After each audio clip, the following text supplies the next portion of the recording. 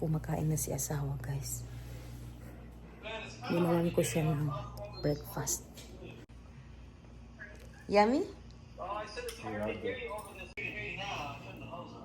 Kausap niya yung kanyang katrabaho. So, andito na ako, guys, sa aming closet.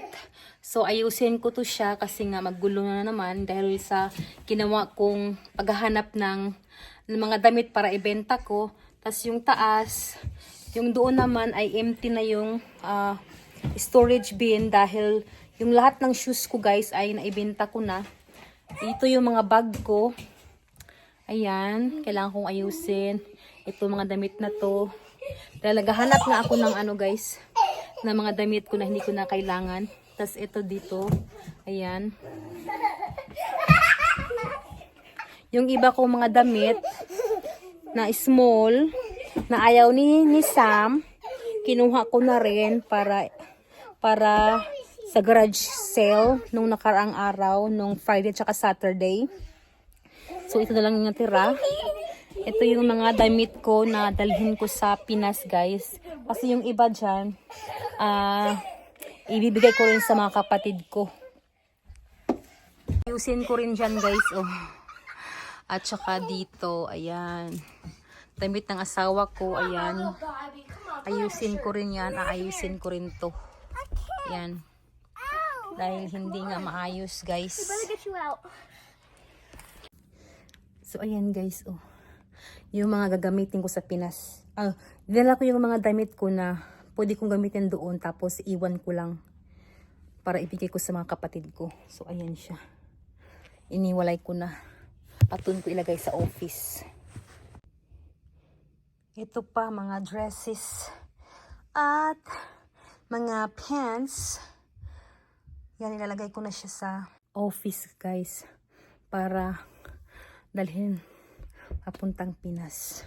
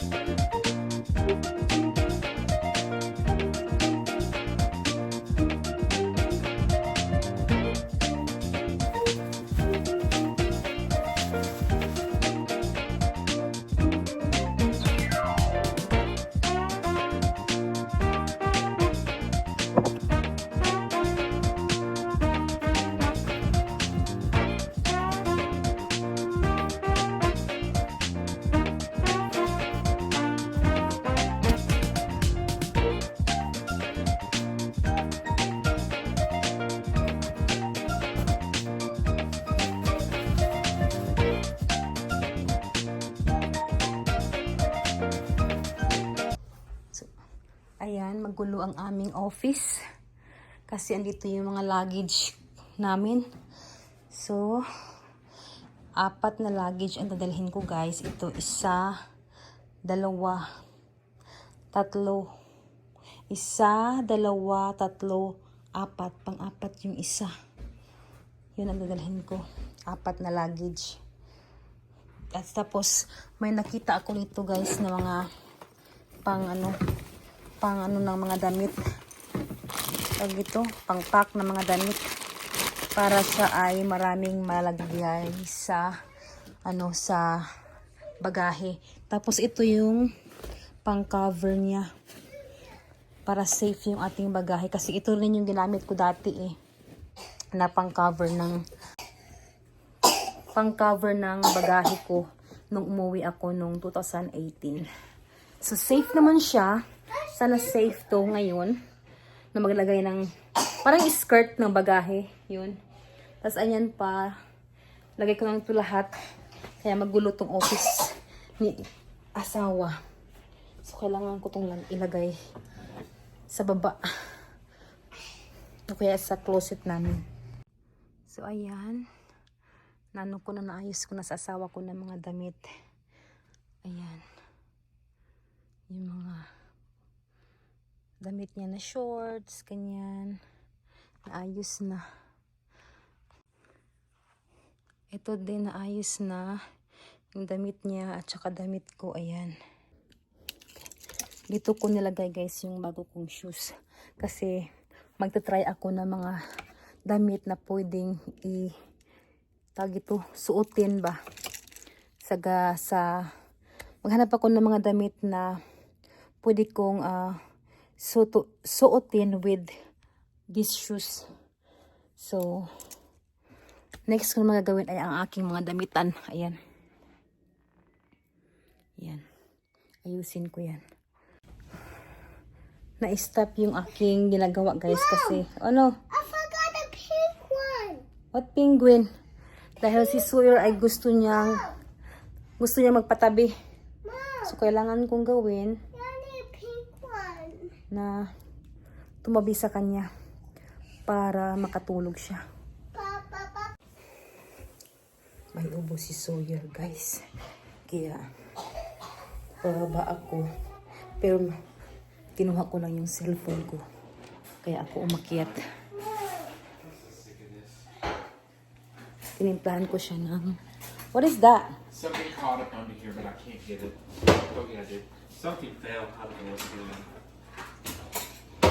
Nilagyan ko ng honey tsaka lemon ang kanyang sippy cup. May ubo siya guys. Si Sawyer. Meron pa naman siyang dental appointment bukas. Hindi ko alam kung itutuloy yung kanyang pagkuha sa kanyang cavity.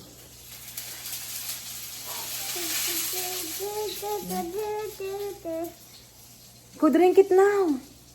So that you feel better. Mm. I will lie down. Hmm? I'm good. Okay, go lay down.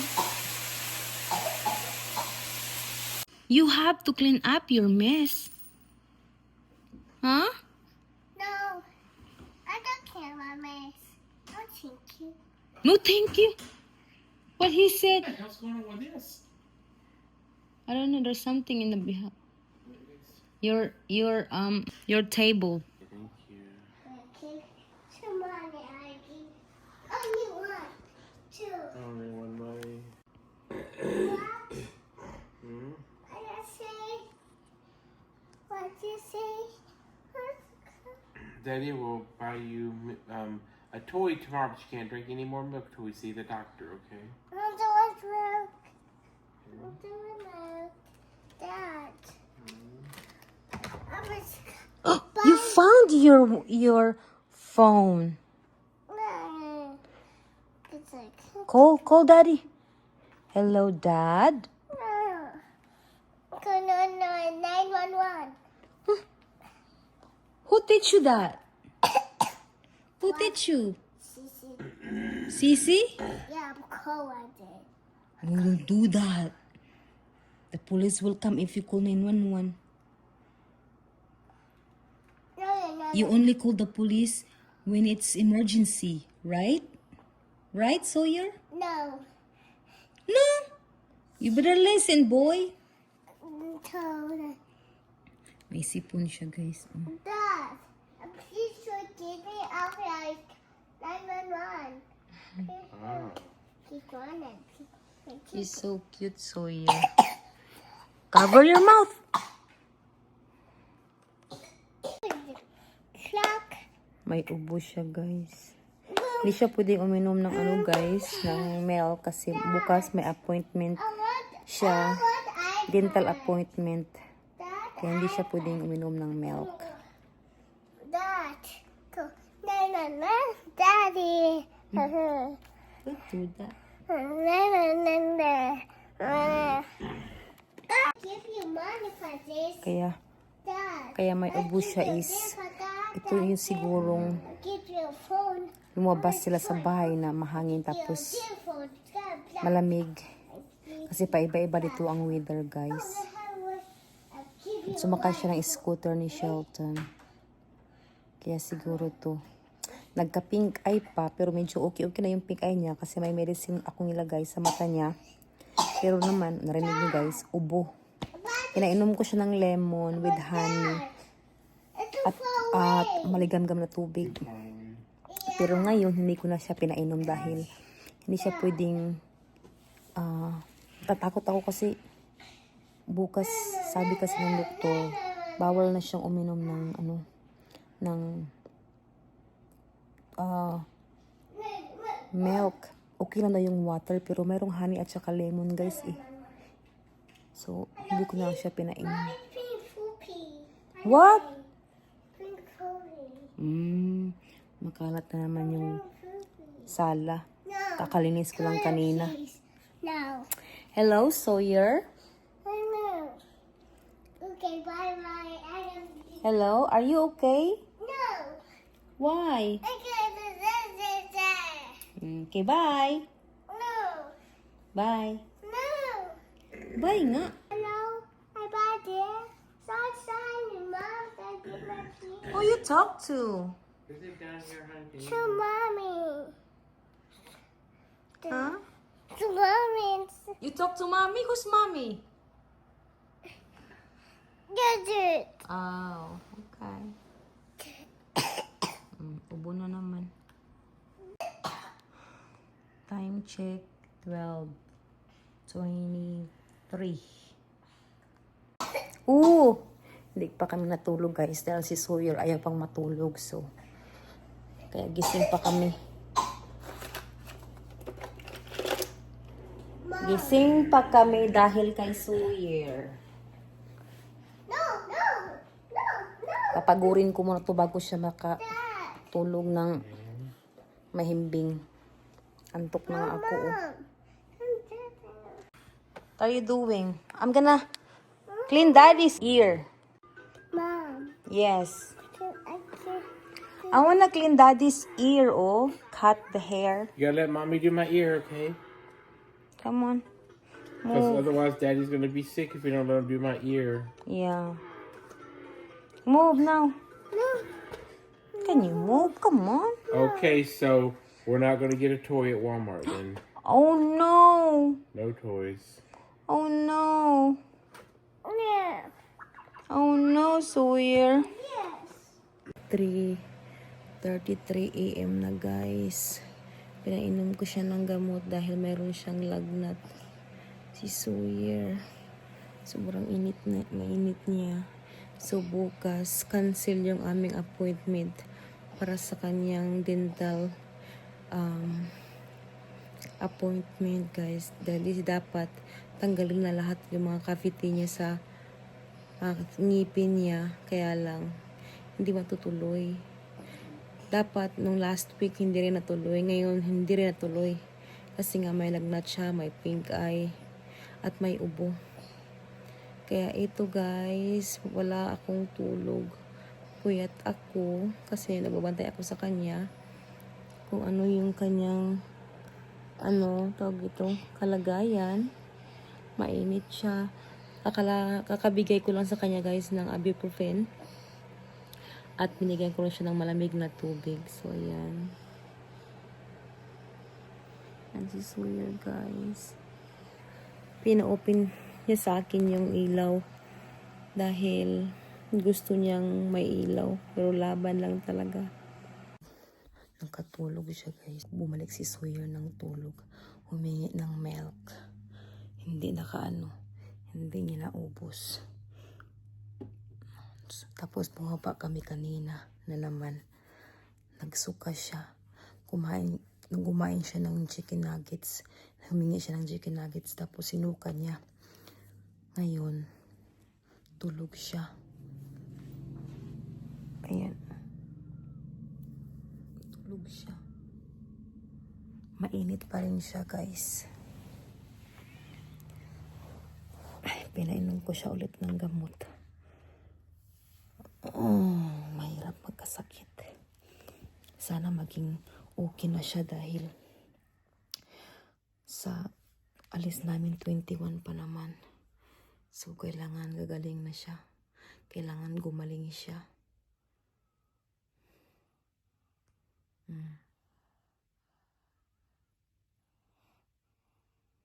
Masarap na tulog niya. Kaya talaga guys, grabe. Grabing iyak niya kanina. Tapos wala pa tayong tulog. Marami din akong gagawin dito sa bahay guys. Hindi pa ako nakapag-impake. Si asawa andun sa kanyang appointment sa niya. Ni appointment niya. So ako wala akong tulog. Siguro mga 3 hours lang yung tulog ko. Kasi nga panay siya tawag sa akin. Gustong punta ng CR, thirsty, ganyan. Tapos panay iyak siya. Gising na naman ako, ganyan. Mahirap talaga guys pag bata magkasakit. Mapuyat ka, kulang ka sa tulog, ganyan. Kaya ito, nakahiga kami dito sa kwarto. Kasi tulog siya eh.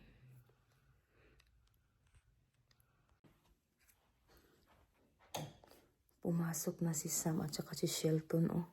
Meron para akong tutupiin dito.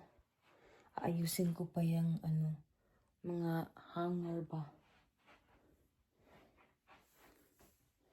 Ilagay ko muna tong nilabhan ko kagahapon, guys. O kagabi na mga damit. Lagay ko muna sa dryer. So, ayan guys, nailagay ko na yung mga damit namin. Nilabhan ko kagabi.